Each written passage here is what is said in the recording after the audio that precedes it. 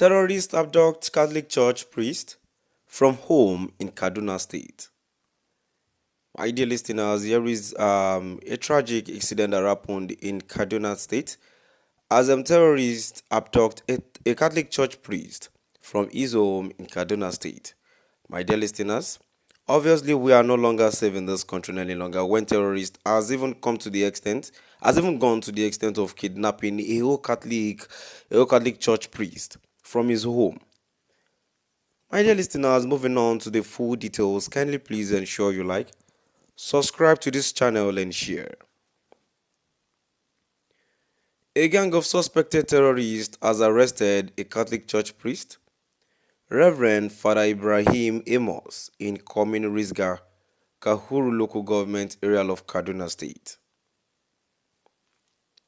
The abduction of the priest occurred in the early hours of Thursday around 12:15 a.m.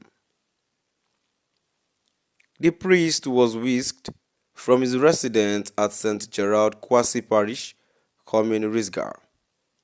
The Chancellor of the Catholic Diocese of Kafachan, Reverend Father Jacob Shanet, confirmed the abduction on Thursday in a press statement.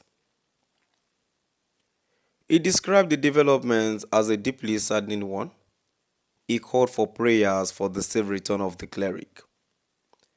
We solicit your prayers for his quick and safe release, Shanet said.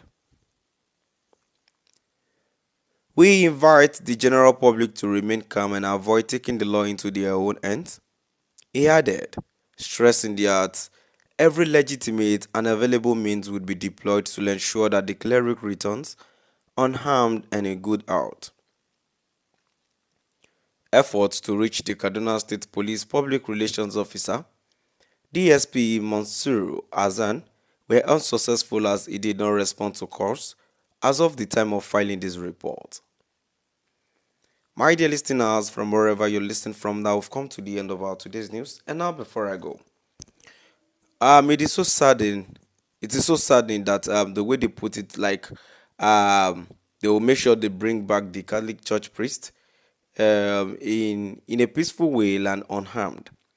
Ever since he has been whisked away, tell us, is there a way that they will not touch the man, or do you think they are people like the priest? Do you think they are pastors or something?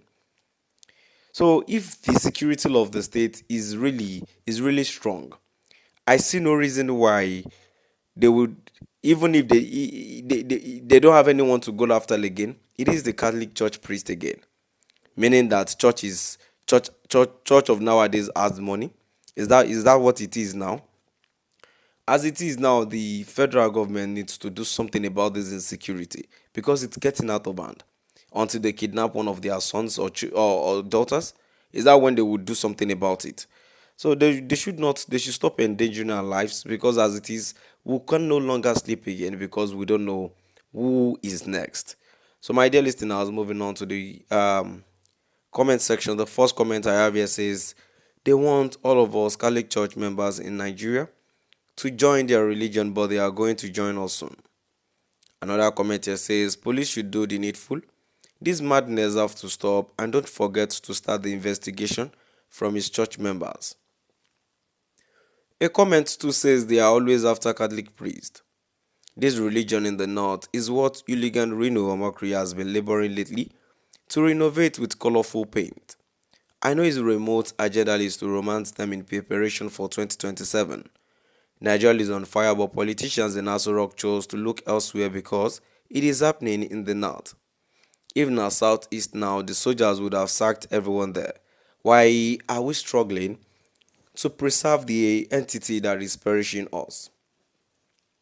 A comment too says, where is Christian Association of Nigeria, especially North branches?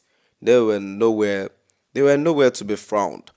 Still at the comment section, the comment here says we no longer have security in this country. These people will never know peace. My dear listeners, one thing I believed in this whole setting is that they really would not want to go after the Catholic priest, if not that there is an inside informant that they plan this thing together. Another comment here says there is no way a handful of terrorists would hold a nation at ransom this long without the backing or compromise of many important members of the country's leadership hierarchy. Unfortunately, their diplomatic visas and dual citizenship provide them safe havens abroad. And the last comment here says, "Not again, oh God."